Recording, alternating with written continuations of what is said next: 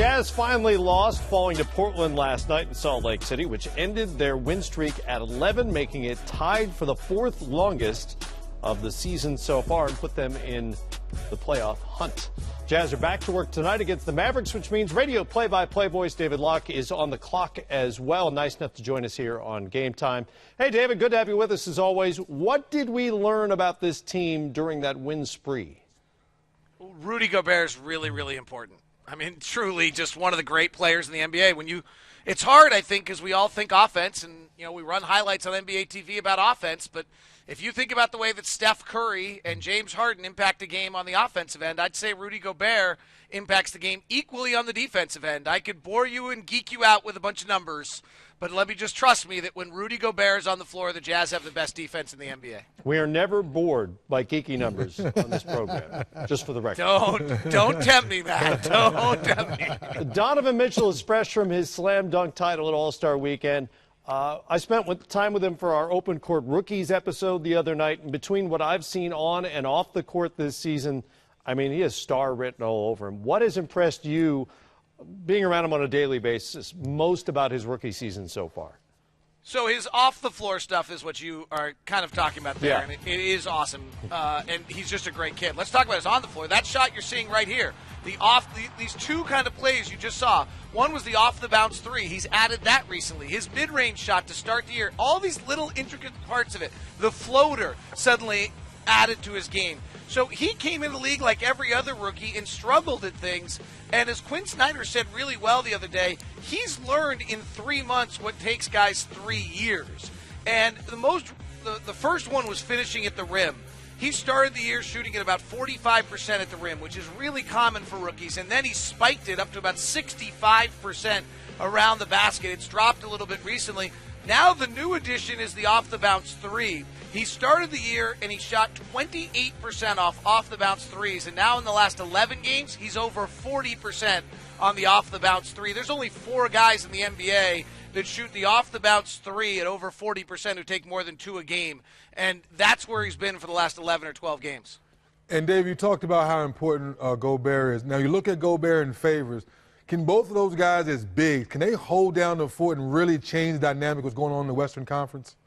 So, Dennis, I think there's nights where it doesn't work, and I think there's most nights where it does work. So the way I've liked to phrase it is I think it works unless you become dependent upon it. If you don't have another option and then the other team stretches the 4 out and now Derek's too far out and the offense is clogged up because there isn't enough shooting, then that's a problem. But the other thing that very few people are talking about in this league, and understandably because we've stretched it out so far, is secondary rim defense. So if you have Rudy Gobert guarding on the pick and roll and they send somebody on a backdoor cut and the other guy comes over and it's Derek Favors, you now have 2 rim defenders. The only other team that really has this in the NBA is the Warriors with Draymond Green and Kevin Durant. And obviously they're more agile and able to move a little better, but Derek's back to being healthy. And when Derek was healthy, if you go back to SI.com, I think 2 or 3 years ago, he's ranked the top 30 player in the NBA, and he's been playing at that level. One note on Derek that I don't think people realize, the best finisher at the rim in the NBA, LeBron James. The number 3 finisher in the NBA at the rim, Derek Favors.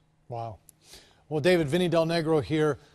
Ricky Rubio has been playing fantastic. I mean, obviously he's got the hip injury, but what's it going to take for Utah to make the playoffs? And I think for them to make the playoffs, Rubio has to stay healthy and play at a very high level. I mean, the numbers when Ricky shoots well, the Jazz just don't lose. If he scores 20, I think they've won almost every game. When he makes 2 threes, they've won almost every game. But you know what the key on Ricky Rubio's been this year, Vinny, has been layups. He's always been a notoriously bad layup shooter.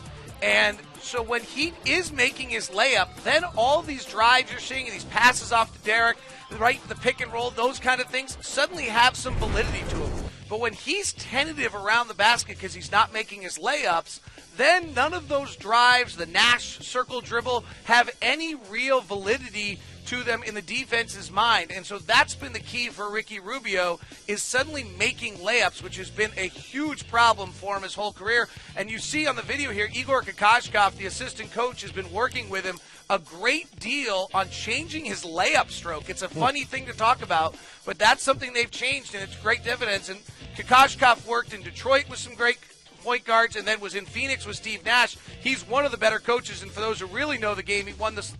Was the head coach of the Slovenian Eurobasket team last year that won the Eurobasket. So this is one of the great coaches in the league, working with Ricky. And Ricky has had 5 different coaches in 5 straight training camps. So a little stability might help him out as well. Layup technique, that may be a first on this show. I don't know that we have ever discussed layup technique for an NBA player here, so kudos to you for that. Jazz here 30-29 as they come in 10th in the West right now, and just a couple of games out. They're in this thing in a season in which they lose Gordon Hayward, obviously, to free agency.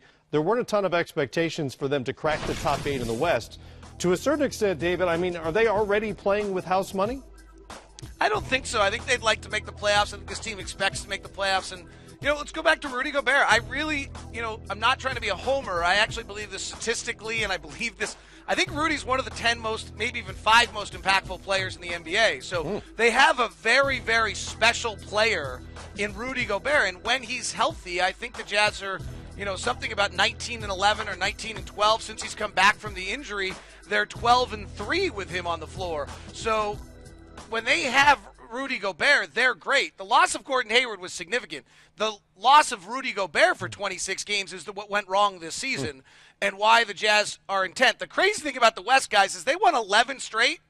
They went from 10th to 10th. Yeah, right. They went nowhere. Yeah. Amazing. Rudy Gobert's layup technique also excellent, by the way. Yeah, dunk. Yes. When your standing reach is 9'7" and the basket's at 10, the layup technique is really very easy.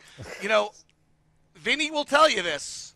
If coaches could draw up a dunk on every play, they even, believe it or not, in this day and age, we wouldn't shoot threes. Sorry, Dennis. Very, very effective. We might still. I don't know. Even Mike D'Antoni would be on board with that if you could sell him on it. I don't know, though. Steph pull up or Gobert dunk. I'm not sure what's a better chance. We'll get into the true shooting percentage on that. All right, David, appreciate it. David Locke with this play-by-play voice for the Utah Jazz.